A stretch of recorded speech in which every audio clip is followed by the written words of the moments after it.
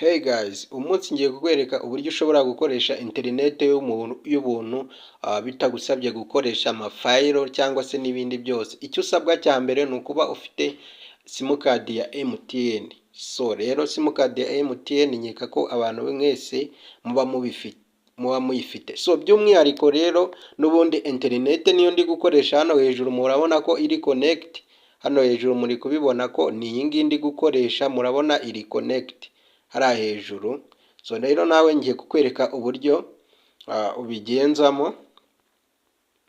Yes, nk'ibisanzwe rero uraza muri application yawe kuri Play Store nyine aho ukura ama application, cyangwa se sinzi niba kuri App Store iyi application ibayo, ariko nabwo urayisacinga urebe niba ibayo. Hanyuma numara gusacingamo uraza wandikemo VPN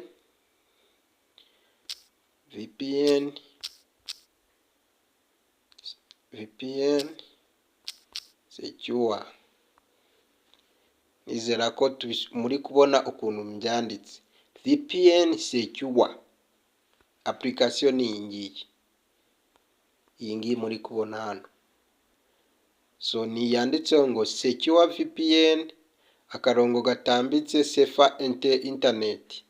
Ni iyi ngiyi murabona ko iri installed. Murabona ko iri installed, iri muri telefone. So rero wowe icyo ukora ni iki rero, uraza uyidownloading nyine, numara kuyidownloading urahita uyifungura. Yes, numara kuyifungura urategerezaho gatoya. Ngiye murabona ko ndi connect, muri kubibona hano ko iri connect. Wowe rero uraza ukandemo hano hagati nawe uyiconnecting. Yes, uraza ukandemo, urabona ko ngiye nyimazeho iminota 13. Yes, hano baba babikwereka ukoreshamo interineti, nyimazemo iminota 13. Ariko ikintu cya mbere ubanza gukora mbere yuko ukonegita interineti, urabanza ukaza ugafungura kuri data zawe hano hejuru za MTN. Ufungura hano hejuru aho ujya nyine ugiye gufungura data, nyine ni nko gufungura simukadi, amadata ya simukadi kugira ngo ikore isaba kuba wafunguye data za MTN. Nubwo ntago ari gufungura data ngo nuko uzifiteho, icy'ingenzi wowe ni uko ufungura umurongo wa MTN nyine ama connection. Yes, ndizera ko ako kantu mugasobanukiwe. So rero iyi VPN nabonye ari nziza, ntabwo isaba fayiro kandi irihuta cyane, ntabwo ihagarara. Urugero nitujya kuri YouTube turagenda rwose tureba amavideo nta nkomyi. Yes, muri kubibona nta video hano turi bukine kugira ngo bataza kuduha copyright, ariko muri kubibona ko ziri kugaragara. Yes, muri kubibona ko ziri kugaragara neza cyane. Ntago turi bukine video, murabizi ko iyo ukinnye video muri ntuza yawe amajwi akumvikana and then bahita baguha copyright. So rero twebwe ntago dukeneye copyright. Nituza kuri Facebook naho turasanga rwose ibintu bimeze neza cyane, amakuru yose uyakurikira nta kabuza, ibintu byose bimeze neza cyane. Muri kubibona ariko muri kubibona. Yes, nahangaha no kuri TikTok. Ariko ikibazo TikTok rero ushobora kuyijyaho bakaba baguha copyright, ariko it's okay. Katurebe. Yes, naho ujyaho ukareba amavideo bisanzwe, urabona ko turi kureba amavideo.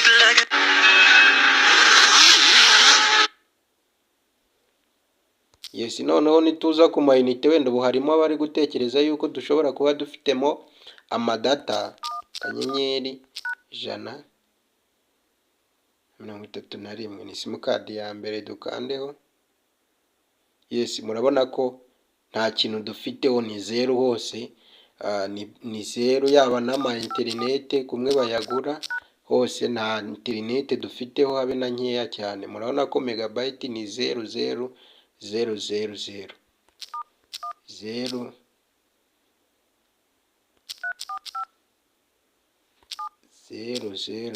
kabisa, nta kintu rwose namba dufiteho.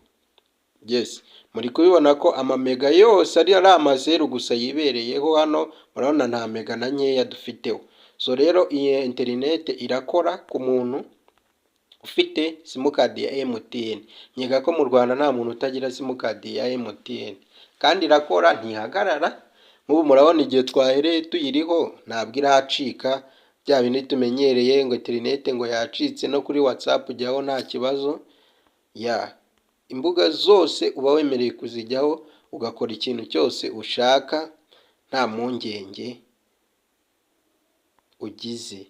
Yes, rero iyi video reka nyigarukiriza ahangaha, ariko niba ufite ikibazo rwose ujye unyandikira aho muri comment, nzajya mba mpari kugusubiza.